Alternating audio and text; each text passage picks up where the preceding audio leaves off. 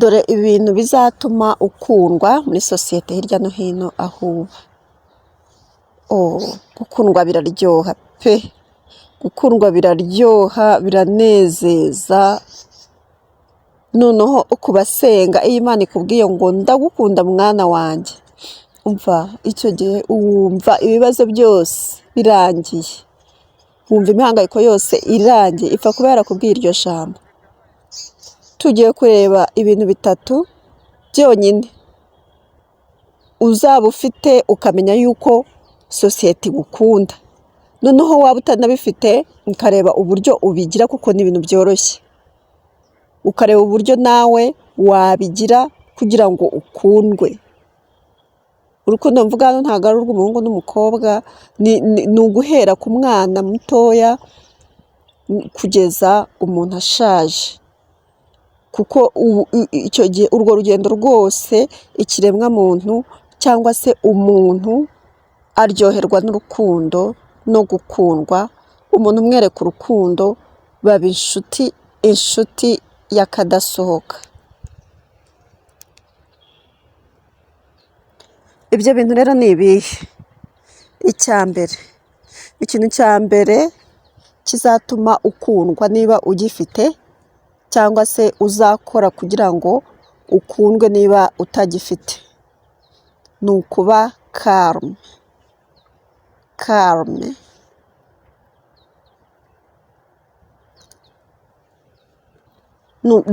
Ni ukuba umuntu utuje muri we, utuje. Ahangaha ntabwo mvuga yenda umuntu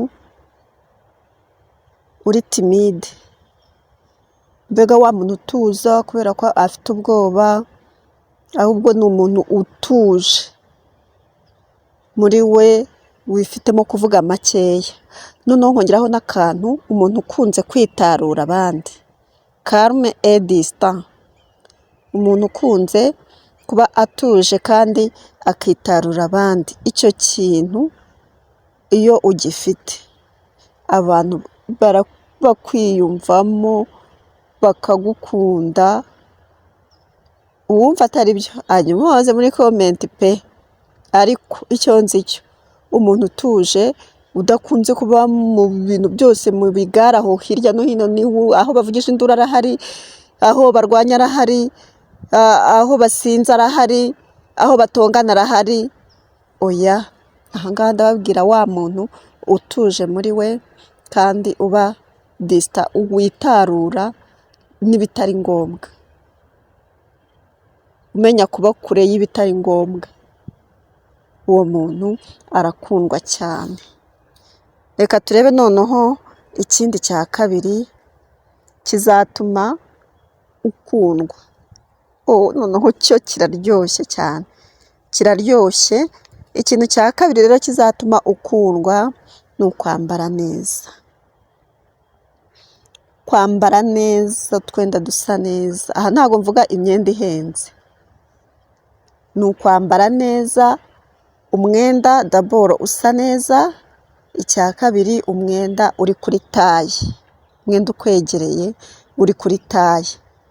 Nimvuga hano umwenda ukwegereye, ntabwo mvuga wa wundi ukwerekana imiterere yawe, ubwo ni akenda kamanutse neza kuri taye. Kandi iyo myenda ntabwo ibihenze pe. Uzi ko n'umwenda wa 500 uwuguze ukwegereye, ukuri kuri taye, ufuze, uba usa neza. Ariko ngaruka kuri icyo cyo kwambara neza, ndavuga kwambara neza, mvuga kwambara umwenda umeshe uri kuri taye, ariko nkanongeraho imyenda ijyanye. Ntabwo uzafata ibintu umwenda ufite amabara menshi ngo wambaye n'umwenda ufite amabara menshi. Kameme ntabwo bigaragara neza, ntabwo bigaragara neza mu maso y'abakureba, ku buryo nyine wabatera kugukunda. Iga kujyanisha, numara kwiga kujyanisha ushyire kuri taye.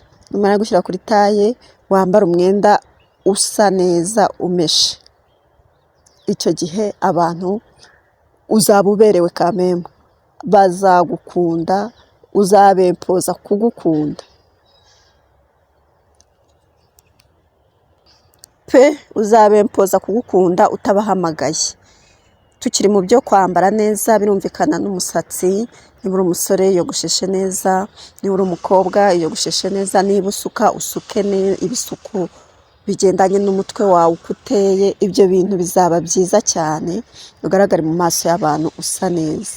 Hanyuma kwisiga amavuta, niba wisize amavuta isige winoze neza, apana kumwe umuntu afata gikotoro niba aricyo wisiga. Ku bagabo abenshi nibyo bakunda gukoresha, ugasanga yigize ikidiya arayaga cyane. Uya izimanganye neza ku buryo usa neza mu maso, ukureba abona usa neza.